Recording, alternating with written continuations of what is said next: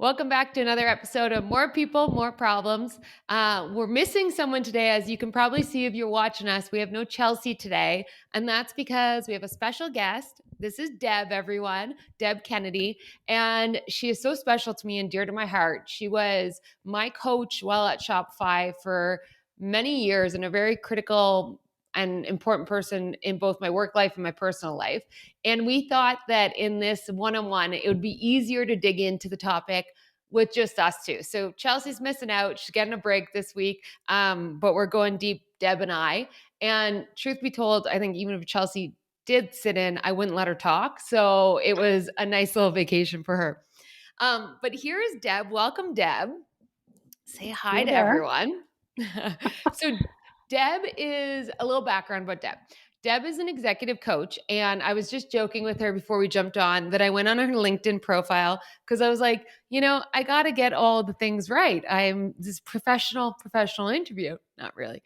But I was like, okay, so let's look. And I found out many things about you that I did not know. I knew that you were an amazing coach and that you had done continuous learning, but I didn't know that you had your PhD and your MCC, which I don't know what an MCC is. Is that a master's? So it's a master. It basically means that I'm a master. I have a master's coaching certificate from the International Coach Federation, which is the highest level that they offer in coaching as a craft. Whoop, whoop. Good job. Yeah, I love that. You're also an Enneagram practitioner. I know that a lot of the listeners, we've talked about Enneagram a lot. Deb can do that too, folks.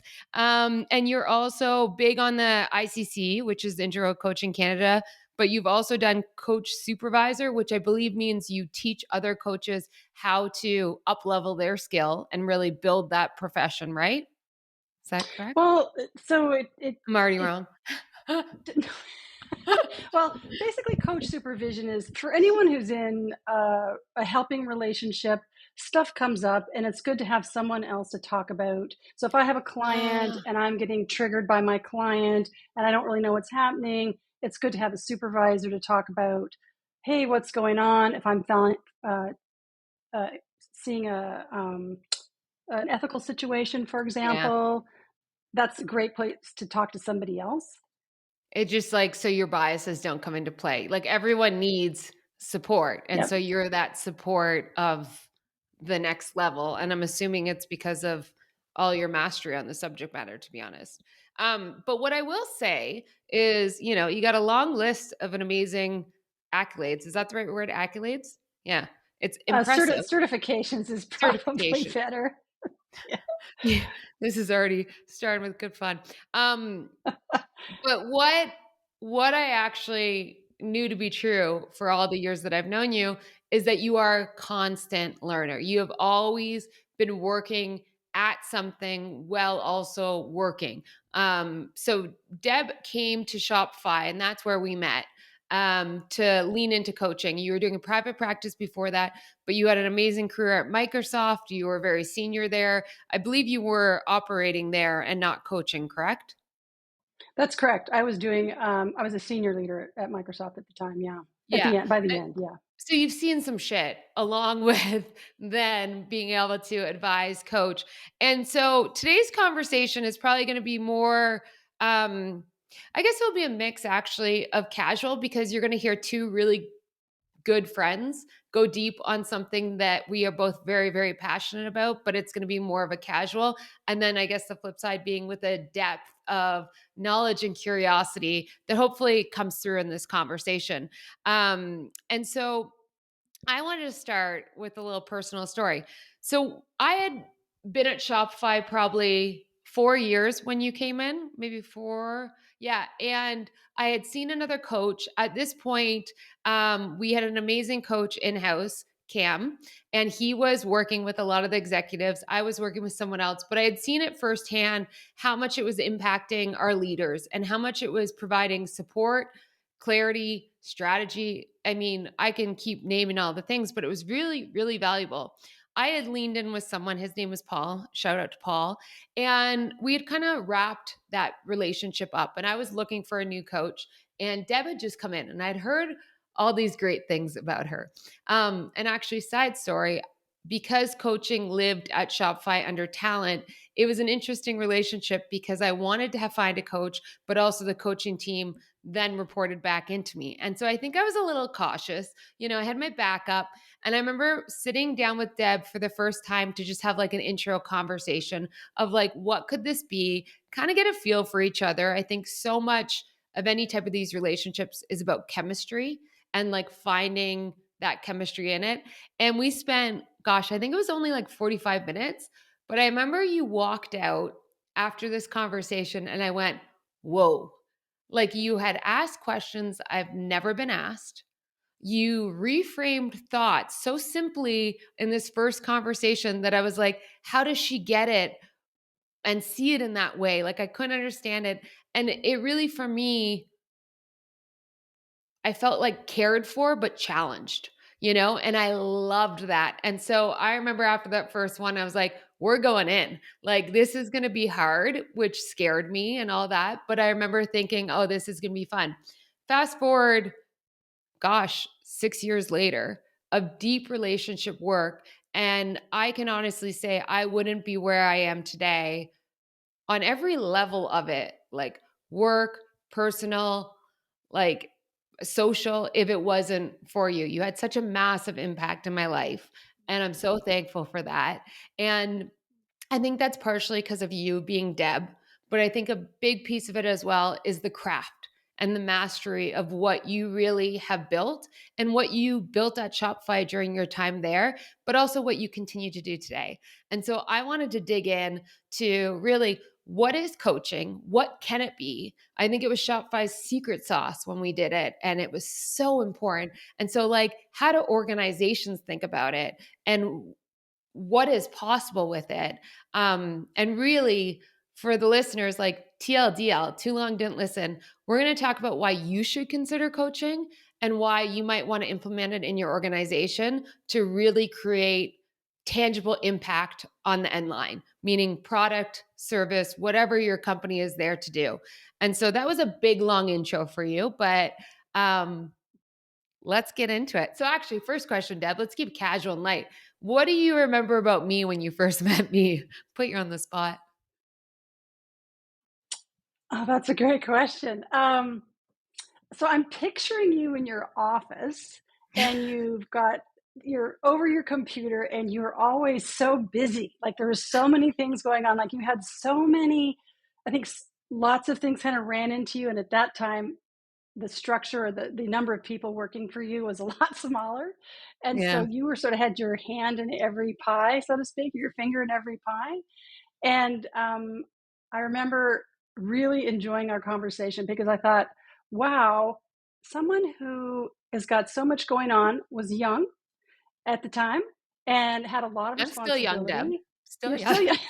It's all relative. Yeah, it really is.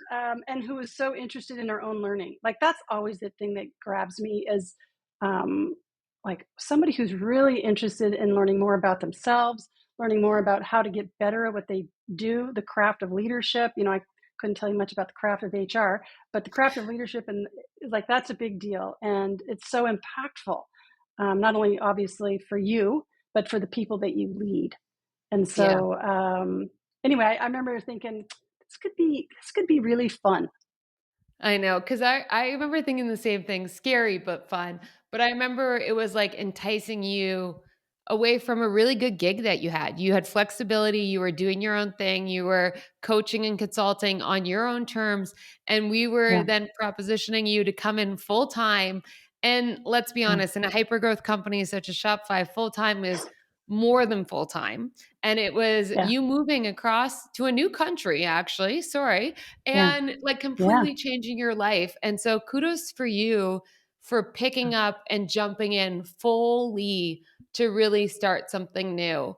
Um, it's wild to think about it now. When it's happening, it makes sense kind of, and it's exciting and scary and all those things. But looking back, it seems even wilder to me now. It's like, oh, It was wilder. I mean, but I think about that because one of the things that so attracted to me to Shopify at the time was it really reminded me about being at Microsoft. So I was at Microsoft for 1990 to 2001 or something like that. And it was really in the hyper growth phase. And I could see that at Shopify. And there's a kind of special electricity. There's something about being in that environment that's so like enlivening and juicy. And it was like, I totally recognize that. And I was at a point in my life where I thought, you know what? That's worth a move. And Yeah. so there I went. Yeah, when you talk about that electricity, to me, that electricity is so much about the humans around you. The, like you said, willingness to learn and grow, willingness to take risks, willingness to learn from each other and just like build something bigger than themselves. There's so much motivation and drive included in that. That was one of my favorite parts about Shopify. And something I missed today is that no matter where you were, you could turn around and just talk to someone and be like, wow, I can learn from you. Yeah. But we were a very young organization. So, demographic wise, the whole executive team at that time was under 40, were we not? Yeah. Yeah. Yeah, that's wild. And so when you came in, you were wise and full of wisdom. You had seen some things before, being at Microsoft and also coaching so many others, but you took a very different approach. Because I guess what I'll say is my assumption before knowing what coaching could be and what we created, I always thought it was like an accountability partner. It was someone that was going to be deep in your craft, if you will, like for me, HR, and to be like, okay, let me coach you on that. How are you going to do it? Let's repeat it. Have you done your homework? And your methodology, and really ICC's methodology on coaching, is very, very different. And it takes such a holistic approach to a human and how we can make them healthier and stronger so that they can have more impact. So, do you want to talk a little bit about maybe that, or even like what do you think made coaching special at Shopify, which is maybe even a bigger zoom out, but Yeah. Well, I think one of the things that you're talking about that I would add is that one of the things that was cool about Shopify was that the ambition was so high and strong, and also the complexity. And so you had people really needing to grow faster than the company was growing itself. And so that's the sort of the like the I don't want to say pressure cooker, but there's something in that like that just really had you like, I have to grow. Like if I'm yeah, really going to take on this role and I'm really going to make the contribution I want to make, and we as a company are going to make the contribution we want to make, then I got to step up. And so like, how am I going to step up? And so, and how people step up is individual. And so me coming in and say, well, this is how you do HR and this is what you should do. And, here's your being your accountability partner doesn't really flex to that kind of environment that's really inviting you to, like I say, level up. And that was a big, that was a big thing. You got to level up. yeah. You know what you make me realize? Like it it wasn't to thrive even. It was just to survive. Was to continue to grow and try and grow yourself at pace with the demands of the success and growth of Shopify. And so many times it felt like surviving. And then it was like an ebb and like it was a journey where I would feel like, oh, I'm getting ahead and I would thrive for a bit. But then it was like, oh no, it's outpaced. Now I gotta like jump back in. But it really was that magical and challenging environment that you just spoke so clearly about that drove that. Yeah, Mhm. and so when you came in, I think I remember saying, I think I was cracking a bit under the pressure, let's say. I wasn't even surviving. I put myself back at that point, I went from an organization under me of maybe 20 people to 50 people at that time. And that maybe doesn't seem huge when you think about it, but as a leader who was in her 20s, who had never done this before, that was now managing a team of 50, that was looking and trying to drive strategy of a culture of a growing organization and building so much foundational elements, I didn't know that I could do it. And I had some really, let's say, unhealthy practices about myself that wasn't very sustainable. And so I think when we first met, it was like a little bit of the cracks were coming out. And so how do you even start that conversation? Like how, because so much of it is almost selling someone that yes, you can have coaching. Like I don't remember how you did it. I just know afterwards I was like, I want to dig in with you. So I guess the question would be, how do you know if coaching is for you? And how would you even sell someone on what coaching is? Well, I think that what you're saying about like feeling the cracks, like that's a great like inflection point for coaching because something isn't working. You can feel stuck. You can feel there's a kind of a demand that you don't feel quite prepared to meet. And I think that kind of disorientation or, um, you know, like what keeps you up at night kind of thinking like oh this is hard I don't feel like I'm operating at my best.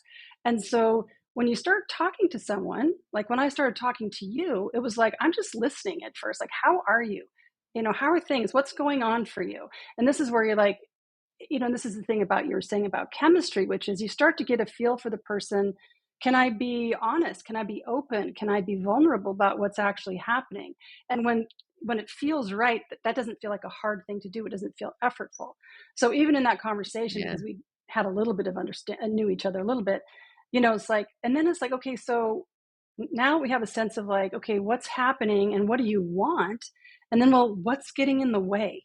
And that's a Yeah. very interesting deep dive in terms of like, because as we know, if you could do it differently, the way you wanted to do it, you would be doing it differently. So Yeah. something is happening that's making it challenging, whether it's bad habits, whether it's, so much of at Shopify at that time, like people just didn't know. You just didn't have that experience. Like, the Yeah. you today going into that role then Vastly would be different.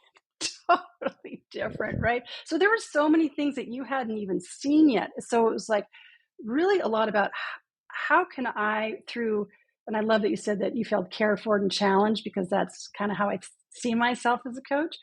And like, how can I help you trust yourself when it's not clear, it's murky? How do you help you build those capacities or muscles that are going to take you a little further so that you can learn for yourself, hey, I think I can do this, and then build that confidence. Yeah. I think so much, I think it's actually quite sad because I think so much of what happens to a lot of humans is you get stuck in something like you just said. It's not like you're not changing because you can and it's easy. It's like you're probably doing something else because it's needed and there is some good things that come from it and you don't know any better and so you're stuck. There's a dissonance between, what should Right. be and what you are. But the reality is when that happens, usually it comes with a lot of shame.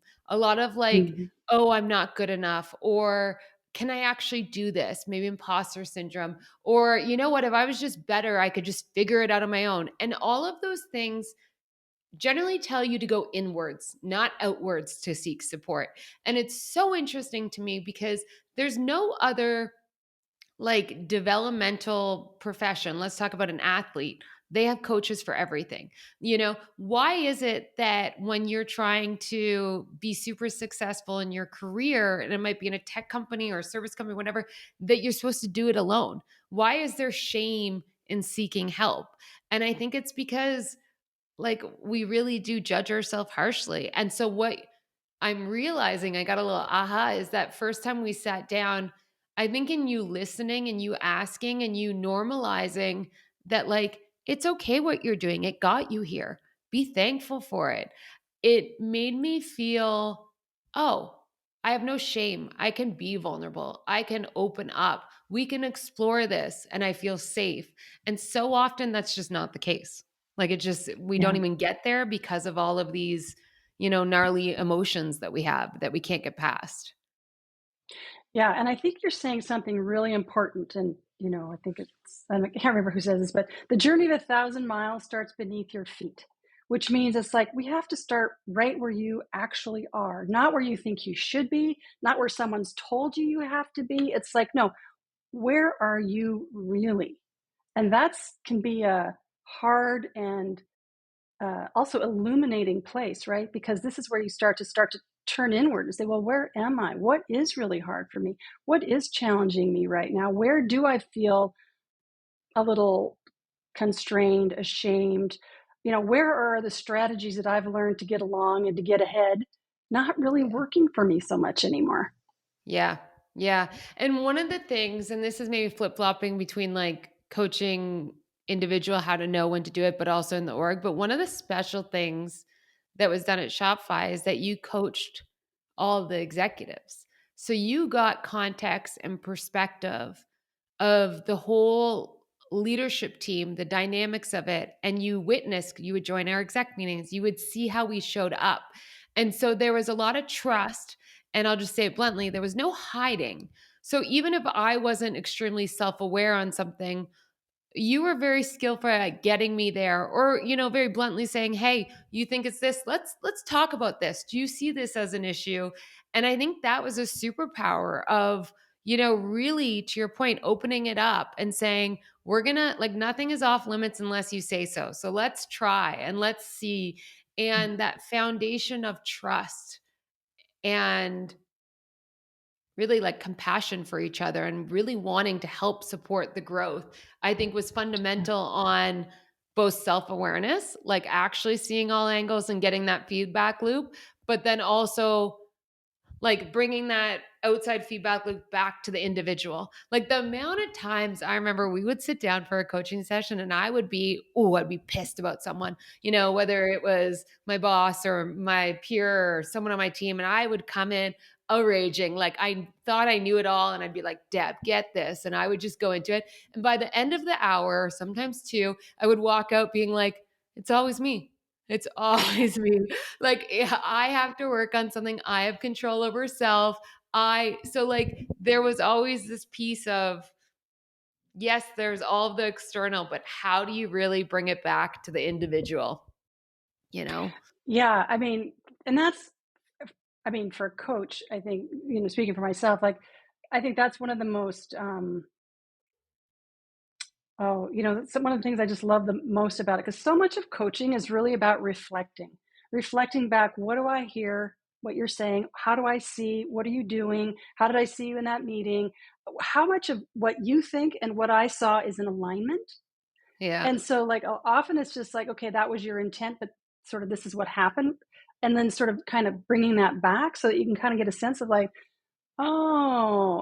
maybe my actions didn't actually line up with my intention. Oh, I didn't realize that until you brought that up, or you reflected, or, you're saying something and all of a sudden, you've got some sort of mannerism, and I'll be like, oh, hey, what's that? And you're like, oh, I didn't even know what I was doing that. Oh, well, tell me a little bit about that. Oh, what was happening for you then? Oh, well, I had this thought of like, oh, so it's like, it's Yeah. a really fun sort of unpacking of what's happening. It makes me think right now I'm doing golf lessons. I've really improved my game and I have a coach there too. And he uses a lot of data, but he also like records everything. So when you're doing your swings, he then plays it back so you can see it. And what you think you're doing with your body is never what you are actually doing. And so what you're talking about is, I don't know if softer is the right term, but it's like, instead of something so tangible that maybe a lot of athletes, or like it's like a very tight feedback loop, you would do that reflection over time, and it provided the same value. It's funny, I'm having a reaction to you saying you were a reflection, because I feel like, if I'm being really honest, it like brings down the coaching craft, and I don't know why, because I think it's like oversimplifying it, that, oh, I was just a reflection, and I'm like, well, no, it was a little bit of that, but it was so much more. And I don't know why I'm having such a reaction to it, but I really am. Isn't that weird? Well, I can say that, reflecting is a component of the craft, an element of Yeah. the craft. It's not all of the craft, obviously. Listening, asking questions, designing particular actions, like they're all part of that. But Yeah. ultimately, it's funny because when you think about how do we learn, we can learn so much individually. But when it comes to, I don't know, social things or other things, it's like we need that second person perspective because we can't see ourselves in action. And so Yeah. that's what happens.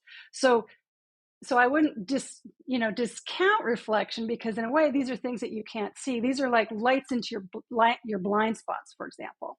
Like it's like, oh, I didn't know that, or I didn't see that. It's like, oh, so like there is some of that back. It's not the whole thing, but I think that can be really powerful, especially used like timing of that, I think is also really important. And I think this is the piece that maybe I had the reaction to, because I think in reflection, I go, listen, like for example, we would do an internal summit each year. I would speak at it. I could watch the videotape back. That's a form of reflection. I don't need anyone to give it me, Right. like that's just, you could use AI for this in a million different ways. But what I think the coaching is utilizing, sorry, reflection in a very intentional and timely way to dig in and drive towards a goal. Like I think that some of our most biggest like breakthrough moments when you were coaching me was when we got super aligned on the why that was deep. Like what do I need in the future, and why am I here? Why am I growing? Why am I focusing so much effort on being bold and brave in all aspects of my life? That was a goal 1 year, almost 2 years. And it might sound silly to people, but for me, I was a people pleaser. I wanted to be a great student, a great leader, and I would sacrifice myself and quiet myself down in ways to be able to, be perceived as great or whatnot. And so it was like, this is a really deep, important piece of work for myself and for me in my role at Shopify.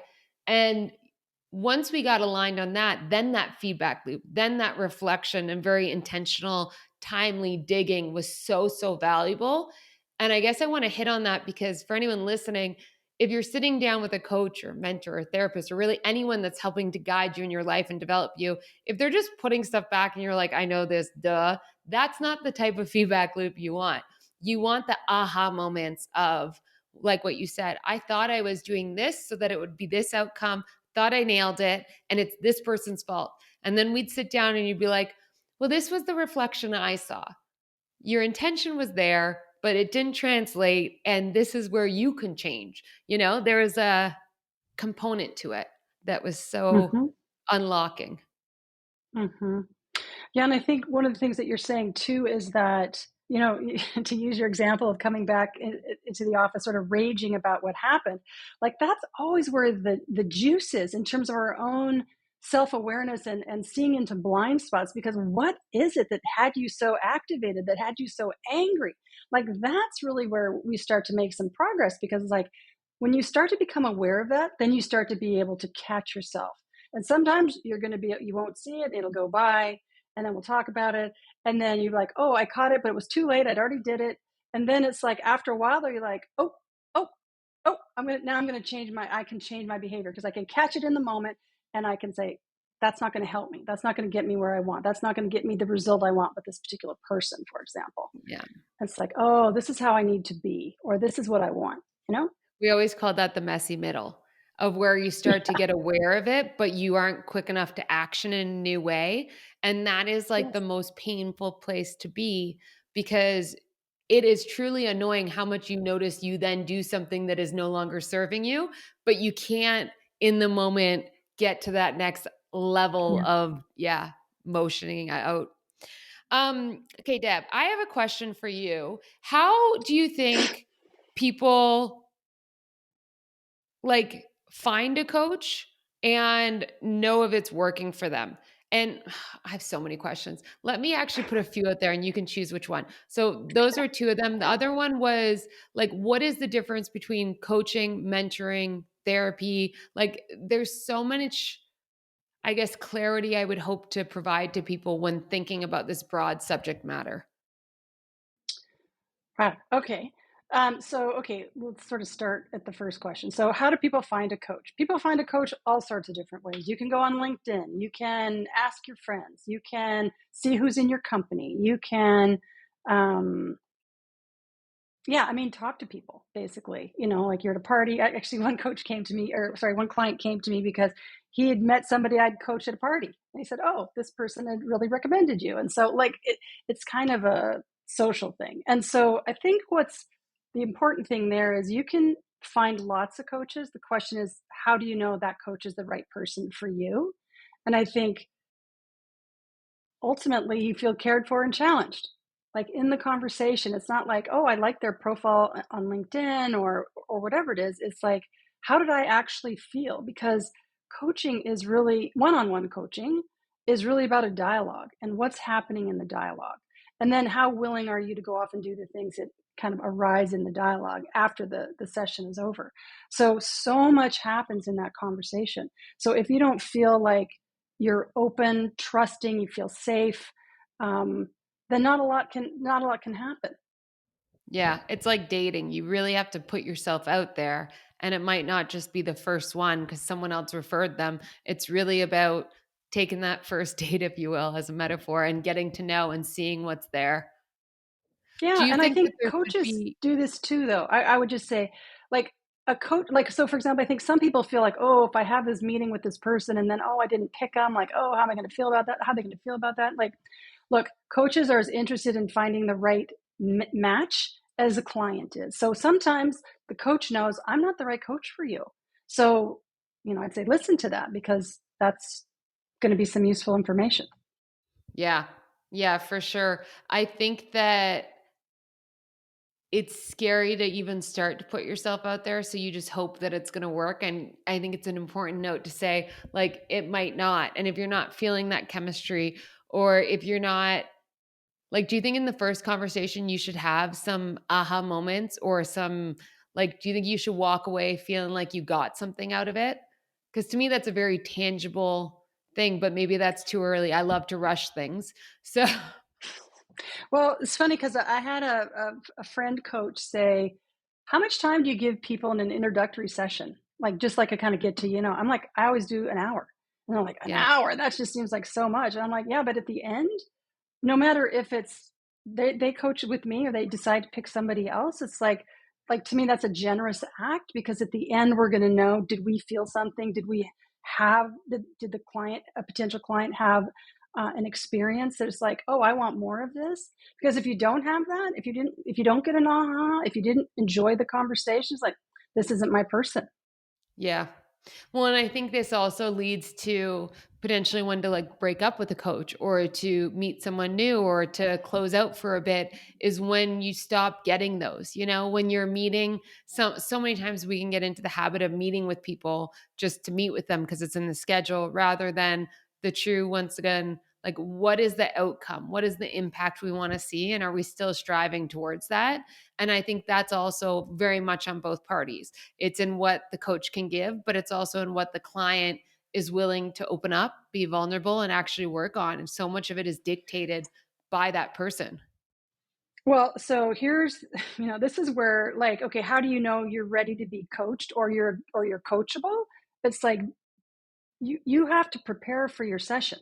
Like, you've got to bring something that's really working you because that's where the juice happens. Because pretty much every coach starts out with, well, what would you like to talk about today?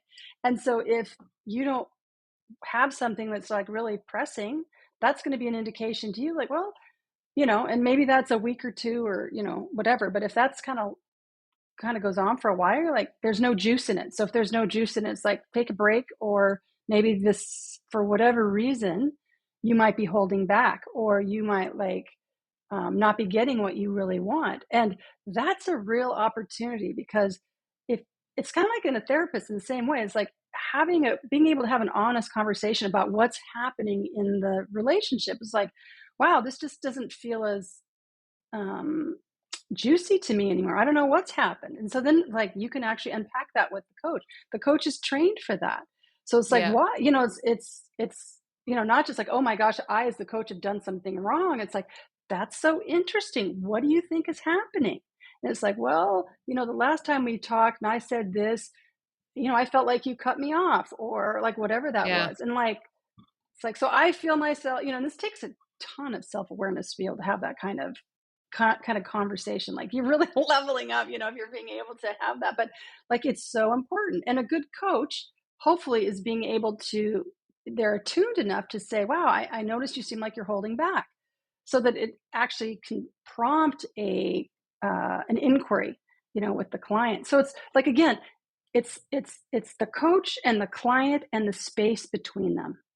And Yeah. so, like, what happens, the relationship that gets built over time, it's like we're both contributing. Like, if I just sat there and like, yeah, okay, Brit, that's good. Like, okay, and some clients are like that. You're like, I'm just kind of phoning it in. It's Like, like, I'm well, here because someone told me to get coaching rather than truly wanting. We used to have a rule at Shopify that one, it was always the individual's choice to get coaching. It was never the manager's choice because we knew that it was never going to actually bring value unless the individual wanted it. But yeah, another rule was that there was, a third, like a wall between the two. And so anything that got discussed between the coach and the client, the employee, that was theirs to own. And it never came back to the manager or anyone else unless it was all agreed upon and it was, confidentiality, like all that stuff was okay, let's open this up and let's talk about it. But that was so key to your point because it really is a one-to-one relationship and it's the space between. And so if you say something and it gets out, you're never going to trust that relationship again. Or else if you're forced into this relationship because your manager says there's going to be no value because you're only there to check a box. Or else if you're right. lying to your coach because you are ashamed of something, guess what? They only know what you tell them. So they have to work off that. That's a big trigger. I think that there's a lot of things of, probably why people fall into bad coaching relationships, if you will, because of these things. I think this is where organizations can kind of set it up wrongfully is when they jump into these. But shifting gears a little bit, because something you just said, we talked the other day and we were talking about the difference between habit coaching and identity coaching. And this was very eye opening to me because I think I went through both and I was considering one more like mentorship, which was habit coaching. And I was thinking identity coaching was like the coaching I knew because that's a lot of the work we did. So, can you talk to, I guess, the developmental cycle and like those two things and how they all play together? Yeah, well, I think, it's the conversation that we had, it was kind of like, that some kinds of coaching are better than other kinds of coaching. And as we sort of got into it, we were started talking That, about, yeah, well, that was my opinion, actually, maybe. yeah, actually, it's like there are times when you want an accountability partner. Like you want to build a skill and you need practice in order to be able to do that. And something that's very concrete so that you can say, I went from this to that. Like, um, trying to think about what that would be like in the Well, for me, um one that was very clear was I was trying to figure out, I guess, Brittany's voice of what do I want to do, what I should do, and what do I have to do, both in my personal life and work life. And that was actually building a new muscle in me. It was building a new habit of pausing, taking the time to do it. And maybe you'll say, actually, this was a bit of identity. I don't know. This will be intriguing. But like when I think back, it was a very habit based one because it even tied to strategy. Like when deciding what to do, am I doing it because I think I should? Well, I'm never going to be once again invested. Like we just said about coaching, if you're doing something because you think you should only, you're going to resent it. You're not really going to be fully invested. It's a terrible reason to do anything. And so we really started to get clarity over that. But I think that was more habit building, I guess.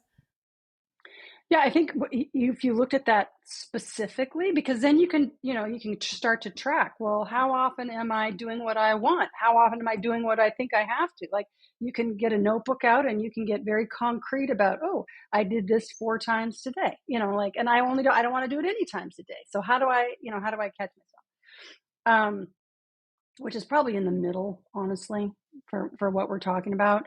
I'm thinking like, I want to work out 3 times a week. Okay, what do I need to do in order to get myself to work out 3 times a week? Like, how do I have to set myself up? Like, okay, and then how often am I doing that? So, like, Mhm. a coach can really help you with that. Or I want to change my diet, or like sort of the more like the wellness area, for example. Identity coaching is more like, well, what's my way of being? I think So I guess it when really I does live in the middle. yeah, and so like the way of being is like, wow, if I am the gosh, I should have looked this up. But I remember something about a like one way of being, for example, is that like a busy bee, for example, just flying everywhere, like over, pollinating all over the place, but then being so tired that they didn't have any time for any outside life, for example. Yeah.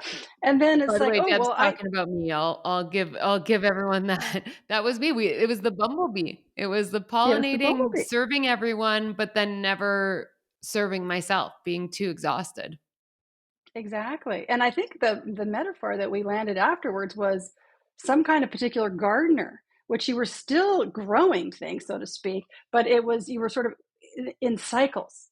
So that's like an identity change. Like, okay, how do I actually want to show up that is different than the way I'm showing up today?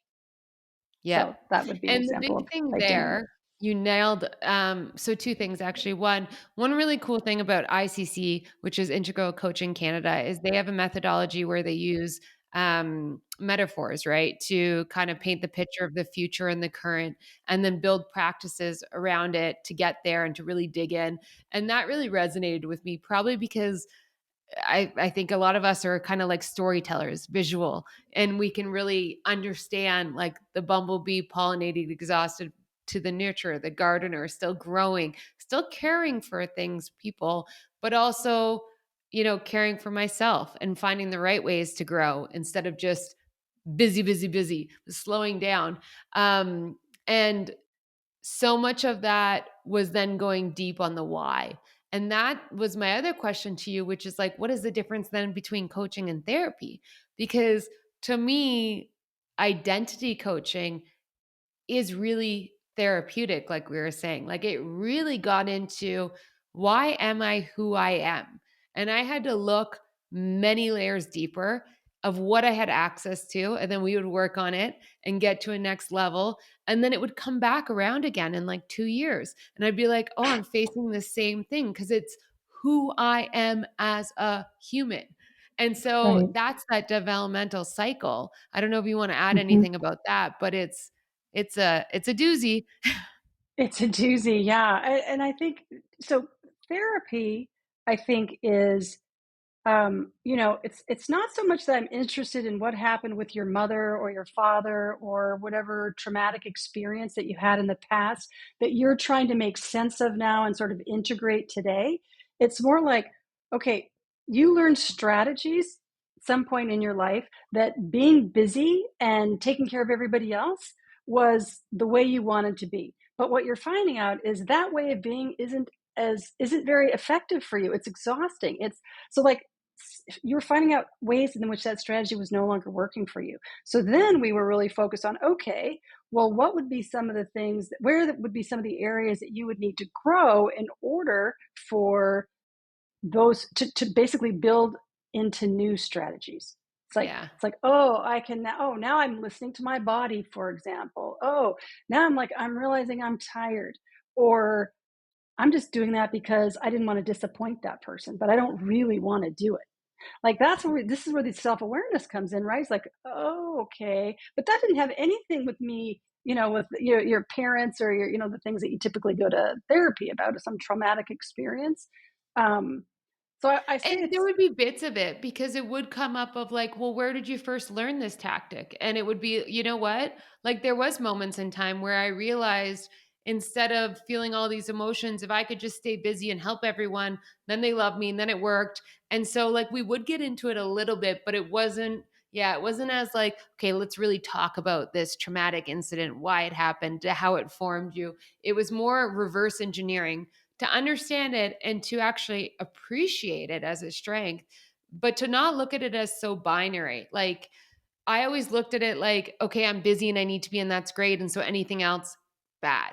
And what really great coaching did for me and your support was to look at it and go, no, there's a time and a place for that. And we're going to utilize it then. But there's also multiple other times where that no longer, like you said, serves you. And so one of my favorite terms was transcend and include. Where do we need to transcend and evolve our practices, our toolbox, our ways of being? And where do we still want to include them because they really work great there? And it's about self awareness and clarity of how to utilize all these specialized tools. Like, there's really nothing that I completely gave up on. Like, everything I was doing 10 years ago, I still do it in certain aspects of life. I just don't blanket over everything like I once did. Is that, right. Yeah, yeah. totally. It's like you have more nuance. Like we Yeah. don't want to throw the baby out with the bathwater. It's just like we just don't want to do this every time because that's all we know how to do. So it's like Hmm. let's take the best of what you already know how to do. I mean that particular function is healthy in Yeah. various places. You need to be able to get things done and to focus and to do the things, but it's like, but not at the extreme such that it impacts your health. And so Yeah. that's the place where there's room for development. So again, development is, I always think of development can be therapeutic, but it's not therapy in that way. Yeah.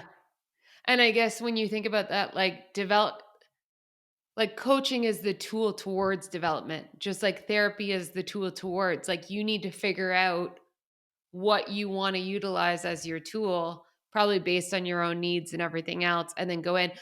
And if you agree with that, how would you decide between mentorship, coaching, or therapy?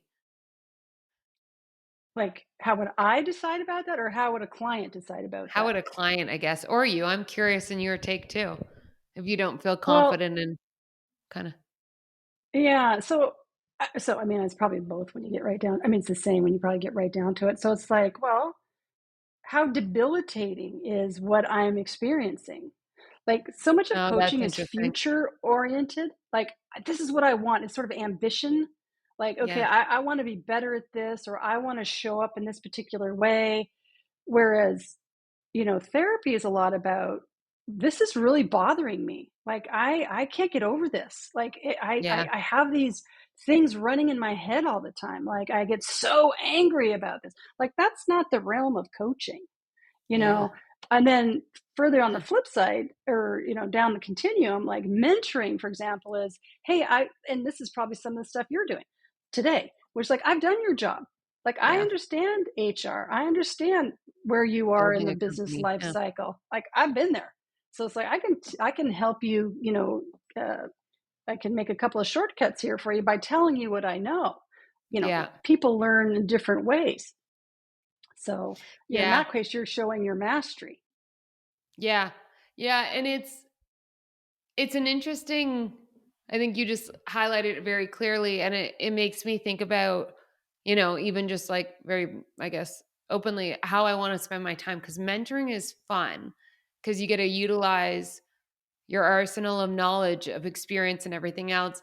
But it's more reflective instead of forward and ambitious, like you said. And like that to me is the cool part about coaching is that it's more about the individual and ambition of what they want to be. I feel like so much of mentoring is sure, it's still about what can be, but it's about like, let me tell you the trip falls. Like, let's talk about what is, but and so maybe I actually go between the two just because I've had so much coaching that I probably bounce back and forth. But I think that kind of clearly states where you would want to go in different avenues and highlights the exciting part about coaching is that it is about ambition. A lot of people aren't going into coaching because they're like, I can't deal and I'm in a bad spot. It's more like, I'm okay, but I'm not going to be okay for much longer unless we start working on things. So, where can we go deeply and where can we build this? And I think that, it's interesting because I people like, when people think, I want something different than what I got right now, that's a great place for coaching, because I've got a why about, like, and why this Yeah. is important to me. So therefore it's like, I'm willing to put in the investment of my time and energy and resources, and in order to actually make what I want kind of come into fruition. And Yeah. that's so ambition. I'm always careful with the word ambition. Like, ambition is not like, oh, I want to make more money, or I want to be promoted, or whatever. All of that, those are elements of that. But really, ambition is like, there's something calling me forward, and I'm Yeah. hearing the call, and I'm wanting this, and I'm willing to do what it will take to do that. Which kind of gets back to your question about, how do you know if you're ready to be coached? Like, because you feel that. Do you think that's a you coaching or do you think that's a overall coaching? Like, and I'll give a bit more color to that. Like, I knowing you, you have such a growth mindset and you have such, I mean, look at all the things you've done. You have such a drive to have a bigger impact on others and yourself always. And so I would assume that you would connect with people that have the same thing, which then would drive, whether like that overarching ambition. But I'm curious, is that always the case? Like, are all coaches, or can you find other coaches if it is something like, oh, I want to make more money, like maybe that is an option. Well, I mean, yeah, I mean, and people go to coaching because they want to get promoted all the time. Yeah. I mean, I don't know how many people I've coached that want to get promoted. So it's more about, it's not the, so people come in with the outcome in mind that they want. And Yeah. so I think that's true of all coaching, because otherwise, if you don't have an outcome that you're interested in, it's like, well, what are we talking about?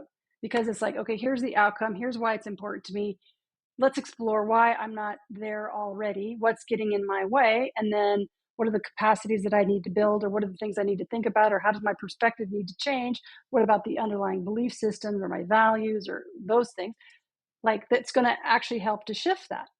So I think it's two things what you're saying. One is you can go to coaching for a promotion or any of those, but like, let's be honest, that's table stakes. If you really want to get the most out of coaching and really want to unlock, I think, that true power or magic of coaching, it really is what you were talking about ambition, about being, more, having more impact on, like, it's that growth. It's that infinite journey, if you will, rather than just like one stage. I think that's that unlocking piece. And I also think the second thing is, maybe this is for listeners, like a really good coach, when you say, here's my goal, and it might be a promotion, a really great coach will say, well, that's great. And we're going to work towards that. But here, like, let's dig in. It's never just as simple as the one outcome, I would assume. Like, it's never just that. It's like, well, why do you want that promotion? Do you want to have a bigger responsibility? Do you want to have a bigger impact? There's multiple underpinning aspects that drive that. And I think a great coach will really get into it, because it's often never about the outcome. It's always about the journey, like that's just the reality of it. And so how can you work towards that? Well, think about when we first started to work together, like what you wanted. Like, you wanted to be good at your job. Like, that Yeah, was like, who knew that that was going to be the journey that it I was? know. Like, you just wanted to level up so that you could meet the complexity of the role that you were holding. Like, this is the thing, like, you don't, so in a way, the outcome is the things that pulls you forward. Like, that's the future. That's why I keep going back to, like, that's the future calling you forward. Like, there's something about that. And I think a good coach, most coaches, I think, would start to be very curious about what the motivation is for that particular outcome. Because, often, as they say, the presenting issue or the presenting outcome is not what's actually underneath about what is really wanted. And that's what Yeah. makes coaching so fascinating. We're working with humans because we all have different things that Yeah. motivate us, that interest us. What our values are. And that Um, maybe is my next question. Like, what has kept you within the coaching world for so long? Because you've done it on your own, then you came into Shopify, and we took a small coaching practice and expanded it and really built it for thousands of employees, which was really cool. And it was such an integral piece of our development at Shopify, both individually, but as a whole, as leadership. And now you're back doing it one-on-one. Folks, she's available for hire, maybe next year. But what has kept you in it? um, well, and it's funny because I think my why over time has shifted. Just in Yeah, terms of as as I've it would. grown and developed myself. Yeah, I think ultimately, um, I used to say, "Oh, I'm an executive coach, and I work with senior leaders and this and that." And then I've started to realize that actually it's, because I would be like, "Oh, life coaching, oh," be sort of dismissive. But then I've sort of come to the realization that it's all life coaching, really, Yeah. and I'm hugely interested in people's lives and helping, like, creating the conditions for them to really get what they want. And in my particular coaching school, we talked a lot about reducing suffering, but actually what I'm really interested in is optimizing well-being. If you think about the relationships that you have, the purpose and the contribution that you want to make, your health and well-being, like your virtue and character, like, that's a big deal to me, I realize. That's, I'm basically spouting things that have to do with flourishing. Um, but those those things are deeply meaningful for me. And if I can be with someone who is moving closer to optimal well-being, like, what a privilege that is for me. And I have a whole bunch of different clients, and they have a whole bunch of different particular outcomes that they want. And it used to be was like, okay, we got to get somewhere. And now I'm finding more and more it's like what's the conversation that we're having, and where's the interest in the energy and the juice, and then where are the insights that come out of that. And then it's like, okay, and then, well, then what has to be different? Do I have, does the client have to do something different? Are they going to, so then they start to pull it out into their daily living, and then actually start to see, wow, this is making a difference in my life. Whether it's I'm closer to a promotion, I'm thinking about my work differently, I'm bonded with my team in a particular way, or I've stepped into leadership in a particular way, like, Yeah. and they feel like they're having that impact that they really want to make, like that is just, I mean, It's it's like endlessly watching. fascinating to me. Yeah. Well, and it's, I'm sure, endlessly impactful. Like you're literally hand in hand partnering, supporting, driving at times like the butterfly going from the cocoon to, like, it truly is the blossoming and seeing the rewards of that on life. I will say for myself, when we started working together, my whole life was my career at that point. It really was. And so much of, like you said, I wanted to be better at my job. I wanted to actually be healthy enough to do my job, but it was all around that. And it evolved so much to be about my personal life and balance. And like, I need to be a fully healthy human to then show up at work. But so much of what I learned in that first, like, let's talk about developmental cycle of how to show up at work has translated into my personal life without even realizing it. Like, to me, this is the coolest thing too, is that pick an area that you're passionate, that you have ambition about it. You're going to learn skills, you're going to learn awareness, growth, tactics, whatever you want to call it in that area, but it's going to transfer to all other areas, and then you get to like level up, you get to go, and you keep kind of going back and back and back. So it doesn't surprise me that you say, you used to only want to work with execs, probably in like high growth companies, because that was your own life experience. You lived that as a leader, so you knew that world, and it was the easy transition of probably mentorship comfort of like, I've been there, done that, to then jumping in deep on coaching. Whereas I think you've been coaching for so long now, and you've seen so many different versions of it, that it's like, pick the industry, pick the area, it's all the same, but it's all so unique at the same time. And it really is, to your point about flourishing within it and how can you support that. And I mean, that just sounds to me so alluring. Like it's so Yeah. gratifying, but also just interesting. And I think this is our shared passion of humans, how humans work, how our brains work. How do we do this? How do we grow? How do we thrive? How do we get to that next level? The day I stop trying to grow and develop will be the day I'm in the ground, because I just, I can't stop. I, I and can't it's stop. it's so interesting because when that, I think, turns on, it's an amazing power, because then everything about life is interesting. Like, Yeah. because it's all grist for the developmental mill. How do I react to this? What happened there? Why am I doing that? What are my values? What are the virtues that I want to live in the world? Like, and because I'm going through that myself, and have over time, like, these are the questions I like to ask, because Yeah. people are like, I don't know, I haven't thought about it. It's like, I oh know. And well. that, like, sitting here talking now, it's like, oh, we're talking about, oh, yeah, always constant learner growth, development. But I can honestly say I had a very fixed mindset when I started at Shopify.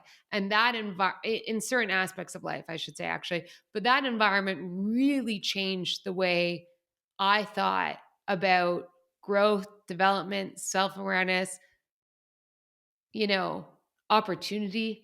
I'm so thankful for my time at Shopify. Like I said, because I got to meet amazing people like you and surround with such brilliant minds that were seeking mastery in whatever the domain was. But it also was this infused culture of everyone expected everyone to focus on their own growth. And it was a non negotiable. And so it really unlocked a lot there for it. Like, I think that was, the prime environment for coaching to thrive in that way. 100%. Because when you're growing, um, you're taking risks, you're making mistakes, you're seeing, quote, failures. And it's like, if you don't have an environment that supports that, then it's so easy to collapse and shut down and not take the risks and whatever. And I think that's probably part of the secret sauce. I think, companies at particular times in their business life cycle are super juicy, and that's one of my Yeah. absolute Yeah. favorite stages, is because of that. Because before things get too structured and um, rigorous, Well, at a larger some size, you can't inflexibles. take as many risks. Like, that's as No. we talk about the stages, when you're a startup, you have to take risks or else you won't survive. When you're at that mid-size, you're still taking risks, but a very intentional risk, and there's a expectation around it. But when you're really large, you want to take risks, but the repercussions are so big that it's really hard and you stop taking them. So, actually, with that, do you think there's a prime time in organizational growth where coaching can be exponential in impact versus others? Or do you think every organization should employ it? Well, so Shopify, at the time, Shopify, before COVID, the major hiring locations were like Ottawa, Montreal, and Toronto. And basically, whatever the talent was that you could find there, then and Toby said this, like, we invested in talent, and coaching was a great investment to help people level up, to work, to grow as fast as the company itself was growing. Yeah. Today, in a post-COVID world, like, I'm always a proponent of coaching. And one of the reasons why coaching worked so well at Shopify at the time was the all the execs were getting coached, and they were big believers in coaching, and Yeah. people saw them getting coaching and seeing the impact. And so it was like a virtuous cycle of, it Yeah. went all the way through the organization. You know, I think as you get bigger, the issues get more complex. The like the impact of things that can happen, like, I think that makes it harder to have the whole company being coached by the same group, for example. Even now you see, Yeah. you get internal coaches, but they might only deal with, up to a certain level. And then there's other people that come in and have external coaches. That's a lot in tech. Um, Yeah. so, at the end of the day, it's like, coaching, I think, has been proven over and over to be a great investment in terms of people's skill and basically their growth as a person. I think mostly it's hard to not go through coaching, I hope, and not be a better human at the end, just in terms of like what you know about yourself, and what you might do differently as a result, or double down on as a result, Yeah. because those are good things. Um, so I think Yeah, if you know what? I think my opinion would be coaching, building it in-house and really doubling down on it is valuable when you have, let's say, a green or more well, I'll just say it, like, more immature or green leadership team, like one that needs more support because they haven't done it before. They're more ready to be molded. One of the secret things of Shopify was, especially in the early stages, was, we didn't have a lot of money. We hired people that were very early in their careers, and there was a lot of value because they didn't have a playbook. So they experimented more, and there was so many pros. But the con was they didn't have a playbook. They didn't know what they didn't know. And so right. coaching was a big piece of how we supported that, and a few other ways too. But I think, so to me, my opinion would be, early stage to mid-size. I think it could be really cool and be very exponential, to have a team internally that's visible to a lot of things, very integrated, in context, yet very separate in confidentiality and specific work. And like you said, I think you got to lead by example. If you're going to invest in this type of development, you got to show that it's valuable and actually do it. I think large size companies, I think it gets too niche. Like, I think what you said is very true. I think it's a lot harder to build that in-house and get all the needs of what the environment or the people need at that point. And so it's probably going to be some mix of external, internal, whatever you choose. But I think at the early stage to mid-size can be where I would consider bringing it in. I Yeah. really think that there's value in it and integrating in it with critical context, trust, and vulnerability across the board. I think that goes with the Yeah. trust. Well, and I think also, and you made this comment a little earlier, but when I think about the coaches that came in at Shopify, like almost all of them had a level of experience and Yeah. expertise and business acumen. So actually, they'd sort of been around the block a couple times. So even though they weren't saying this is the playbook, they had an idea of a bunch of different playbooks, Yeah. Yep. and could sort of facilitate growth in that way.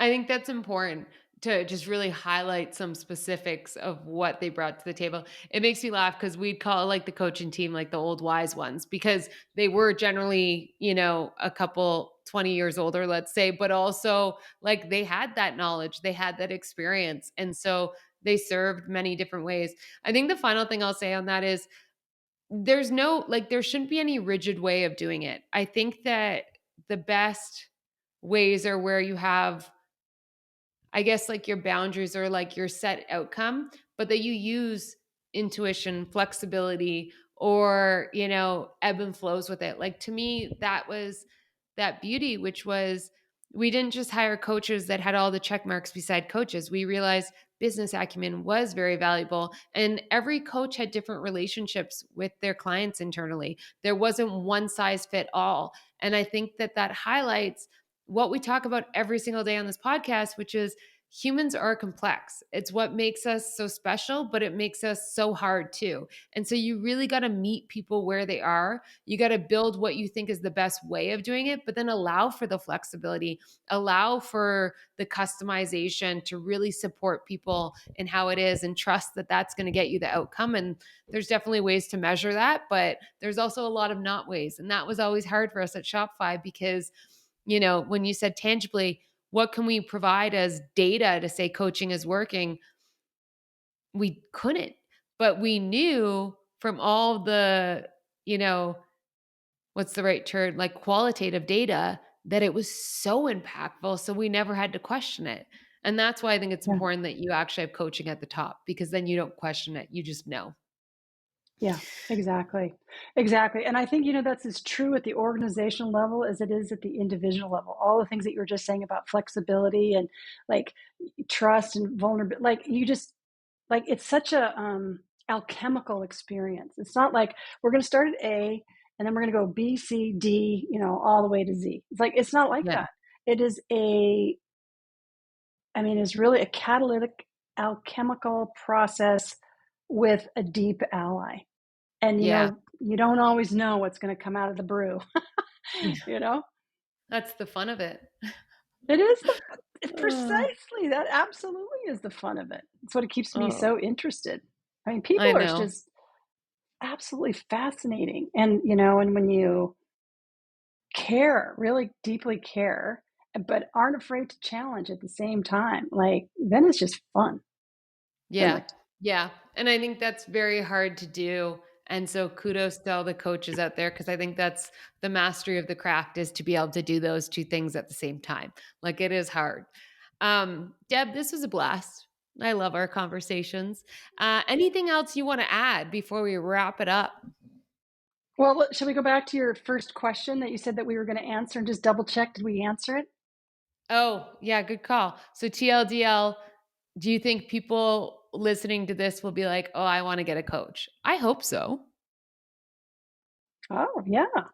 I mean, it depends. Actually, what I would say is actually be a little bit more nuanced than that, which would be like if you've got something that you really want and you think that a catalytic and supportive ally would be helpful for you to get where you want to go, then coaches be great. Yeah. I like that. Do you have a coach? Have you ever had a coach? Well, you know, I have had a coach, absolutely, and now I work with a supervisor. So You do? actually, a Okay. couple different. Yeah, I do. So I'm always in my own practice because what comes up, like I I like to be in integrity with what I talk to Yeah. people about. You know, like I'm as conscious about okay, what's coming up for me and how's it going, and like what gets in my way as I do with asking the client. So what's getting in your way? Yeah. That was always something so fun about our relationship is we do my coaching with you where you were my coach one week and then the next week or like we would do off weeks of where we would do the one-on-ones as me as the manager and it was always there was a few times where we would talk about something and I'd be dealing with like a specific thing and then like 3 weeks later Deb would come to me and I felt like I was like the mirror. I was like, "Deb, you just worked like it's so easy when you're in it to not see it to your point and that is Hmm. why everyone needs different versions of that and the value that comes with it.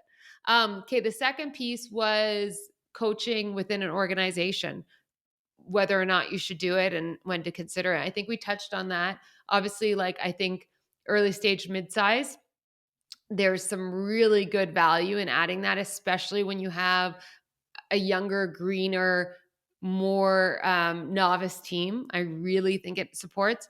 Or else, if, how do I say this? I'm going to just be blunt. You have a bunch of leaders that are struggling, like to your point, like have a lot of ambition, but they aren't getting there for whatever. There's that dissonance. I would consider bringing someone in. I think there's tons of value in getting one coach that can support all of them. If you're in that early stage where context is so valuable, I guess I would ask you, do you agree? Yeah, I do. And the reason is because in coaching, so much is self reported. And Mhm. you can't see what you can't see. And so when you have the opportunity to actually be an observer and again start to see if intentions meeting actuality, then you're going to be like that's where it can get really juicy. And I think 360s play some of that where you kind of bring that information in, and that's a way But to it's to, to always get still another feedback. person's perspective instead of I don't know, like the biggest value I think was having you in the exec meetings. Like if I was going to give a tip to an organization, if you're going to bring it in, if you really think the coach is skilled and able to support and handle and you're investing in it, I think like open the kimono, like bring them into the hard, deep conversations where people often don't show up as their best self because it's hard and it's emotionally driven as much as we don't want it to be. Because that, to your point earlier, it highlights those really reactionary periods, which is where you want to dig in, Hmm. you know? Absolutely. Yep. Yeah. And reactionary periods in the company itself, not just at the individual level, but at the like what happens when you're facing, a threat to the company, Yeah. whether that be internal or external. It's like how do Yeah. you want to deal with that? That's everybody's kind of, that's stressful. And so, Yeah.